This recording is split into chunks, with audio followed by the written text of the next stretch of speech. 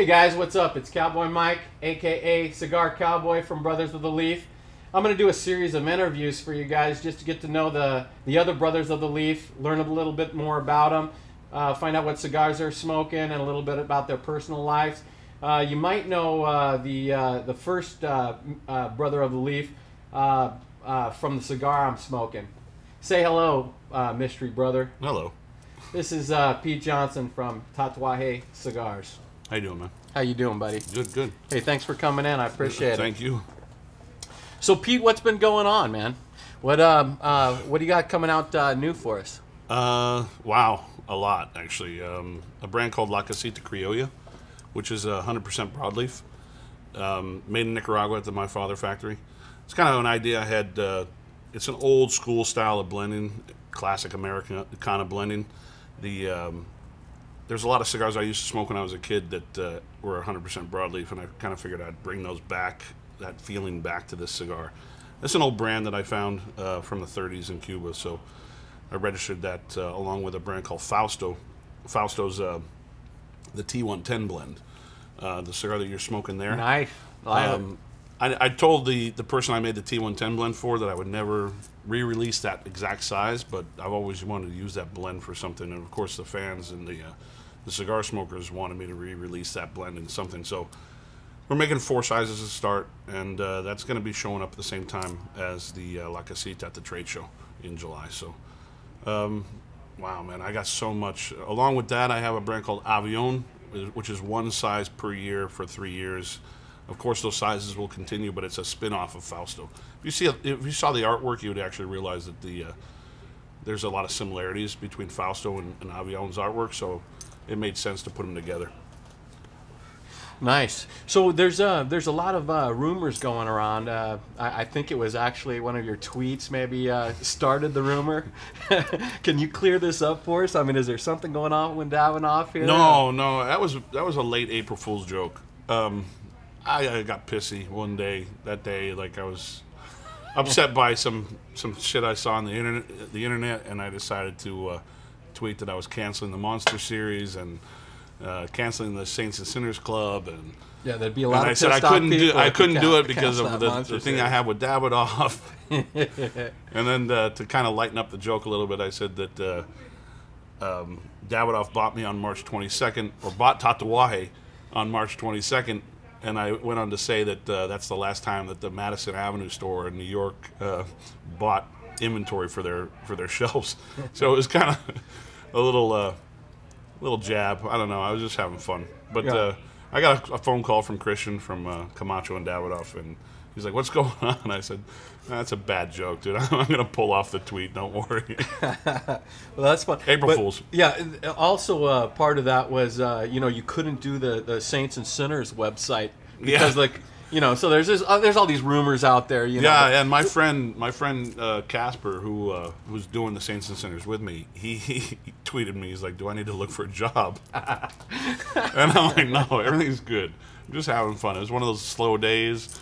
It's slow for me. Like, I'm not on the computer working on new bands or anything like that. I was just bored off my ass. I sat in a chair watching movies all day and tweeting stupid stuff. So, yeah. What is going on with Saints and Sinners? Can you talk a little bit about that? Yeah, it's going to happen May 1st. We'll probably launch it. We're still waiting on a lot of the inventory to come in because we have a lot of swag that's coming with the whole package. Mm-hmm. And then, of course, when we get everybody signed up with the membership, they have to give their shirt sizes because we have to make a shirt for everybody. So we got to know everybody's size.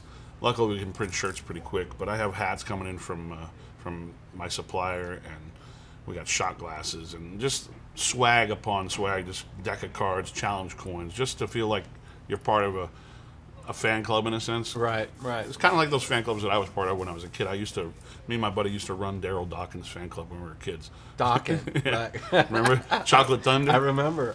Yeah, loved him. Now, if you guys haven't been on his website yet, you got to get on there because one of it's got the best swag out there. I think. I mean, as far as logoing and all that stuff, this is stuff that you'd actually like to wear. And can you talk about any new designs you've got coming out or what you're doing there? No, we're gonna expand it a little bit. Of course, we're concentrating on Saints and Sinners right away because that's going to come with cigars and the swag, so it's going to be well worth it. And there's going to be a portion of the membership fee that I'm going to donate back to certain charities, whether it be dog shelters, local dog shelters. I'm a big dog lover, and the 2 Rottweilers I have now, I got them both at the pound, so I always like to give back a little bit to that. Nice. One, because they always need it, and I don't want to see dogs like the dogs I have, be put away because people aren't picking them up, or the shelter doesn't have enough money to keep them around. And of course, donating back to Nicaragua a little bit. There's some organizations down there that the guys from Drew Estates introduced me to, that we raise money for every year at the Nicaraguan Festival. And then, of course, prostate cancer is a big thing for me. My grandfather passed away from it. I was just at a charity event in New York where me, Robbie Levin, Cynthia Fuente, and Yanni Garcia bought 2 bottles of wine for $40,000. Wow. That we had to drink at the table. Did you bring a little of No, that today? we had to drink it. Oh, you drank it at the table? Yeah, we had to drink it. That's the rule of the night. If you buy it at the event, you have to drink it at the table. But I mean, I hope that was. It's a good my one bottle of time. wine, No, but- they're really good. But it was. No, it's for a good cause. It's my one time to give back, and if you can afford it, it's nice to.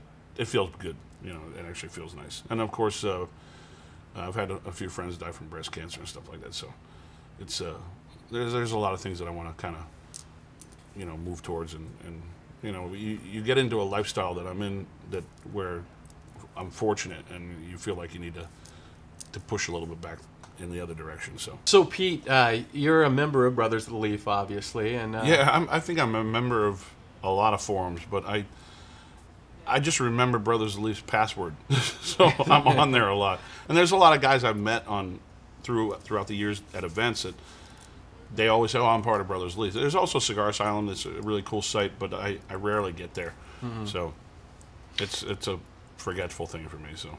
Yeah. Well, we appreciate all of your contributions to Brothers of the Leaf. I think there's a lot of good people on that site. There is. Really good. And Eric, the administrator, is great. Yeah, great. Yeah. I made some lifelong buddies on there, and I love the site. How did you stumble across it? I mean, someone told me about it. Yeah. You should check out this site. I think it might have been Angry Bill. Angry Bill. Yeah. Oh, great, man. Yeah. I think it might have been him because I was at an event in somewhere in Northern California area, and not Central California area, and he told me, he says, you should check out this site. So I think it was him. There's a lot of great guys on there. What just getting on a personal level here, what do you like to do for fun? I mean, I'm a wine drinker, you know that. I'm a certified wino, I guess you could call that, or me both. Wine geek. Right. I you know what? Truthfully, I used to love to do a lot of things like golf. Love golf, but I rarely get to play anymore. I used to play. We're gonna have to hit it up sometime. I golf like 3-4 times. I'm a week, horrible. Well, okay, That's then okay, what do man. you scratch? I wish. No, like we were watching a movie earlier that's probably one of my favorite movies. It's a golf movie. But, Tin Cup. Yeah, but Can we say that? I don't even know if we can say that. Can we say Tin Cup on camera? We just did. Well, okay, I'm promoting the Kevin Costner. I used to love playing golf. Loved it. Yeah. It was always tough for me to get like a collared shirt on though, because that was always the rule of all the country clubs I would go to visit. I don't join it. I'm not a member of a country club, but I always got invited by a bunch of cool guys to play golf. So, obviously, used to play music. Right. Still, a little bit. I have my instruments at the office and goof around every once in a while. But a couple years ago, my band got back together after like 15 years of not playing, and did a reunion show at the Viper Room. Nice. We were supposed to do another reunion show this year with a bunch of other bands from the Sunset Strip back in those days, but all the other bands were being kind of flaky, so we decided to go to Vegas for a party instead. Yeah. So yeah, no music this year. You into cars at all, or bikes, or? Yeah, I love bikes. I don't ride them. The last time I rode one, I dumped it, and it's sitting in my office, and I look at it, and I don't enjoy it. I don't. I'm not a member of a country club, but I always got invited by a bunch of cool guys to play golf. So, obviously, used to play music. Still, a little bit. I have my instruments at the office and goof around every once in a while. But a couple years ago, my band got back together after like 15 years of not playing, and did a reunion show at the Viper Room. I go, one day I'll get back on you. But I was the idiot. I bought a Ducati for my first bike. Yeah. Bad idea. That can be trouble. I should have bought like a Sportster or those something. Are too much fun. Something a little bit more calm, you know. Right. More relaxing to ride. Ducatis are not really relaxing to ride. What are you driving these days? A Range Rover Sport. Yeah. But I'm about to send my 69 Bronco out to get overhauled. Because I Nice. have a 69 Bronco. It's bright orange. And it's been sitting in my garage for a few years. What do you want to getting do with dust it? on I want to make it look like Batman owned it.